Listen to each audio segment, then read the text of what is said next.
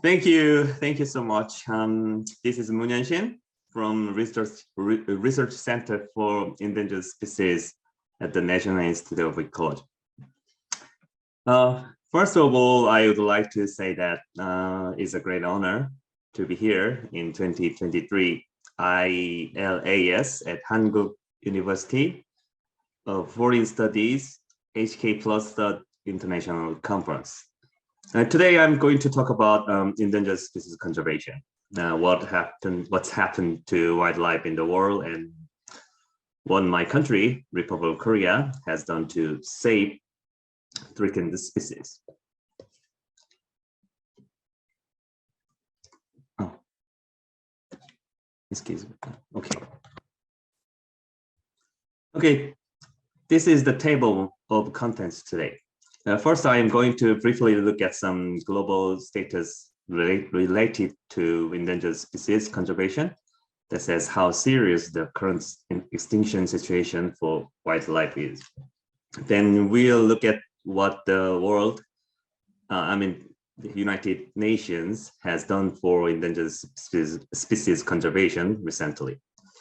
And looking at IUCN, the International Union for Conservation of Nature, and the IUCN Red List of threatened species, since they are one of the most important international organizations and tools for endangered species conservation.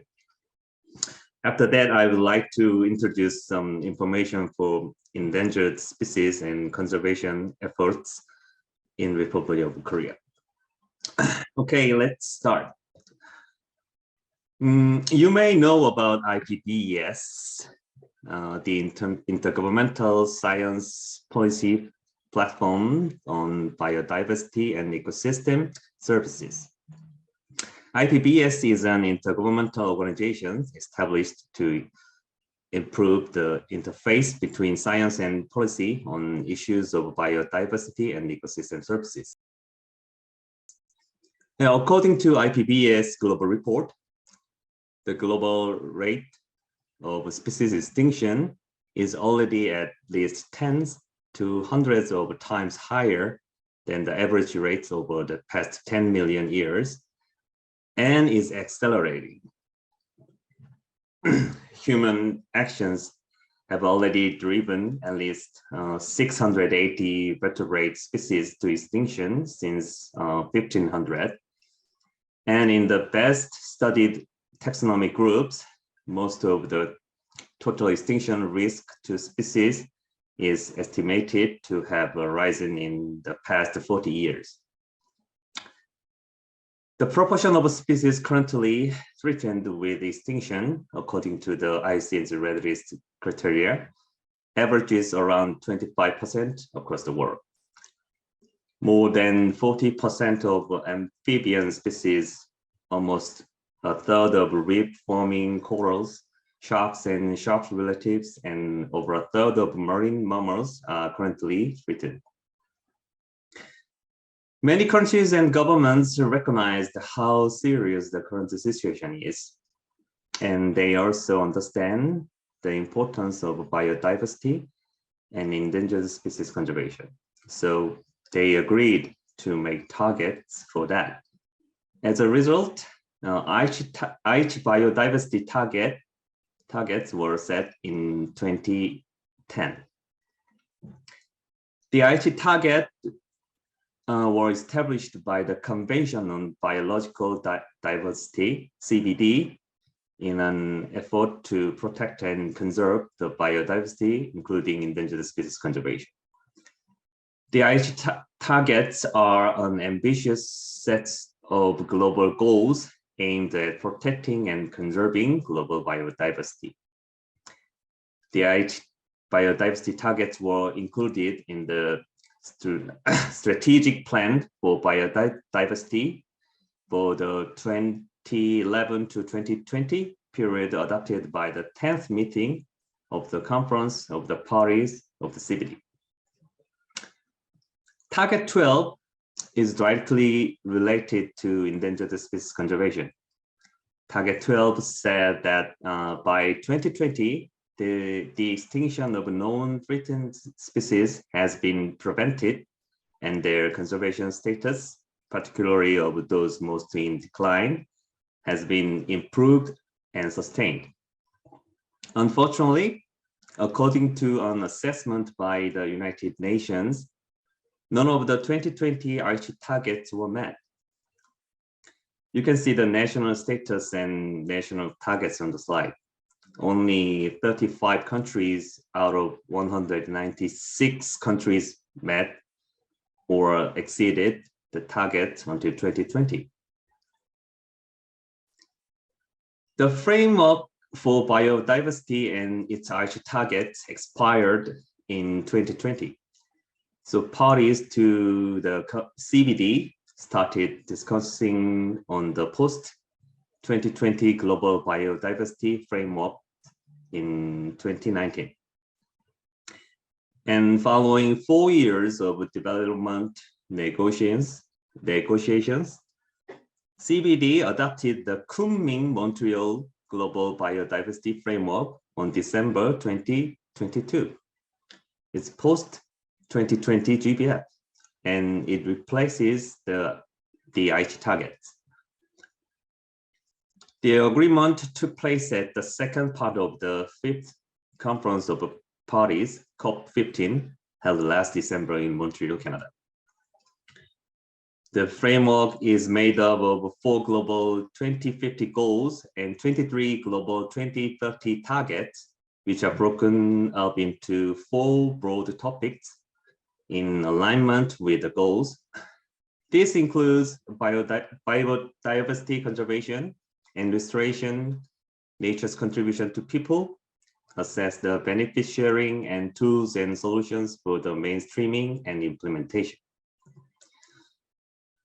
Among the goals and targets, Goal A and Target 4 are related to endangered species conservation. Goal A includes that the human-induced extinction of known threatened species is halted, and by 2050, extinction rate and risk of all species are reduced tenfold, and the abundance of native wild species increased to healthy and resilience levels.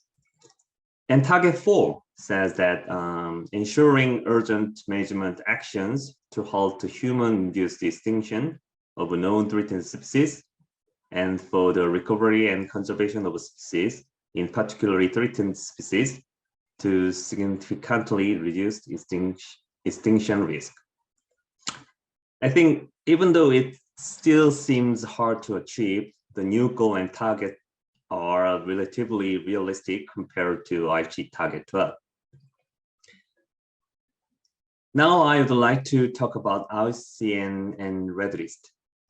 I believe many of you already know IUCN and Red List, but since the organization and the list is really important for endangered species conservation, I would like to just briefly look at it.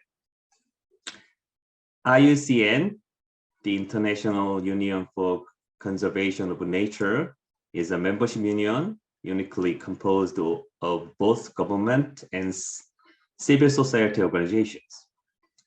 IUCN has more than 1,400 member organizations and 15,000 experts. And Korean Ministry of Environment already has joined IUCN as a national member. Excuse me. Among the various IUCN's works, Red List is really famous for identifying extinction risk and establishing conservation plan for endangered species. IUCN's Red List of threatened species was established in 1964, and it has evolved to become the world's most comprehensive information source on the global extinction risk status of animal, fungus, and plant species. The IUCN Red List is a critical indicator of the health of the world's biodiversity. Currently, there are more than 150,300 species on the IUCN Red List, with more than 42,000 species threatened with extinction.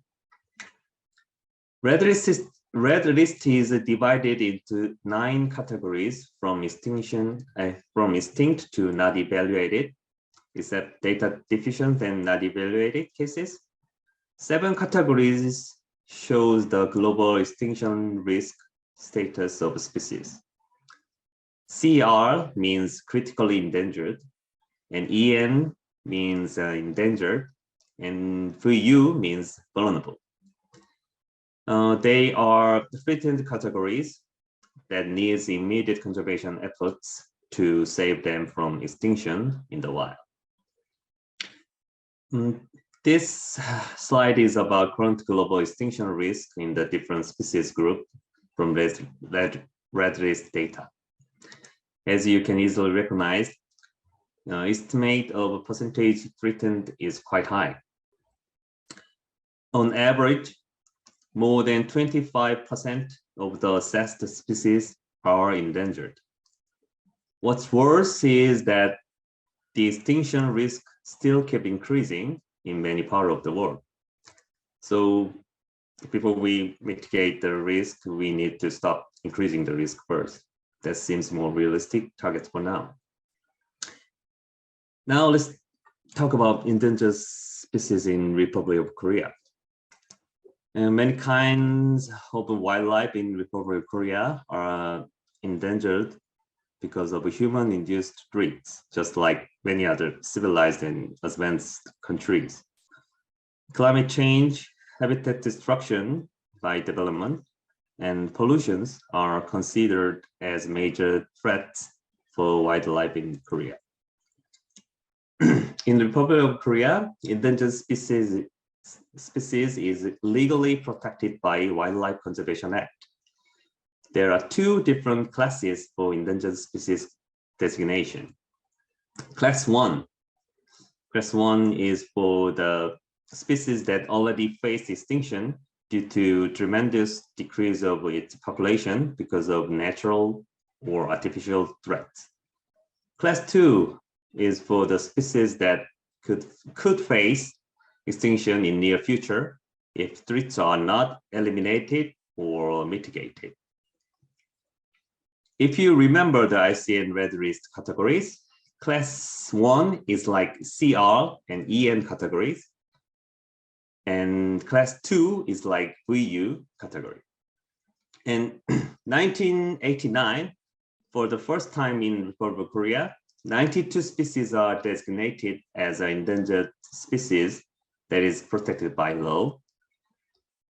The number has been kept increasing, as you can see in the slide, and now it is 282 species, including 68 class 1 species and 215 class 2 species. The conservation system started settling down with this legal protection, and Ministry of Environment, MOE, became responsible for endangered species conservation in the country. However, since the number has been kept increasing, they start seeking more systematic and comprehensive way to conserve endangered species in the country. As a result, both comprehensive plan for endangered species conservation and research center for endangered species were established in 2018. The plan includes many detailed plans such as priority order of restoring endangered species, habitat assessment research, raising a public awareness for the conservation actions, and building research center for endangered species as a control tower of endangered species conservation. So center aims to conduct systematic and effective conservation actions based on the comprehensive plan. The center carried out many works, including not only species recovery programs, but also policy support, research, and capacity building to scale up actions. The center belongs to the National Institute of Ecology, NI, and since NI has been conducting diverse types of ecological research, including ecosystem service and climate change adaptation. There is a great opportunity to strengthen and to broaden conservation researches and actions for endangered species. We are working to that end. And the Ministry of Environment leads to set the new national biodiversity strategy and action plan based on the Kunming-Montreal Global Biodiversity Framework. That's why we previously looked at the post-2020 GBF. Korean policy for endangered species conservation will aim to achieve the GBF Goal A and Target 4. And because ICN Red List will be a major indicator to evaluate success, not only Korean plans, but also the GBF, Red List has become more important to Korean policy for endangered species conservation. Finally, I would like to share some example of endangered species conservation conducted by Research Center for Endangered Species. And I think one good example is in situ conservation action for black-faced spoonbill. The researchers rescue their eggs from the predators, then they successfully raise and train them in the facility, and finally bring them back to their original habitat when they are ready to adopt in the wild. And reintroduction project of Korean dung beetle is another case of conservation action. The beetle disappeared without a trace from the country in the early 1970s. And so as a part of conservation action for enhancing biodiversity in Republic of Korea, Korean Ministry of Environment decided to reintroduce them to the country. Because we could not find any individual of the species in the country, we start searching foreign dung beetle, generically closest to the extinct one in Korea. Recently, we've been import dung beetle from Mongolia and conducted a research project to breed and reintroduce them to the wild. And Republic of Korea and ICN make a global Red List partnership. And under the partnership, many kinds of actions have been implemented, including Red List training workshop and assessment workshop and species conservation planning workshops. The workshops basically take place face-to-face, but because of the corona pandemic situation, and as you can see the slide, we have to hold them online. But we have a plan for face-to-face workshop this year, and hopefully those will be helpful to establish an effective conservation plan for the species.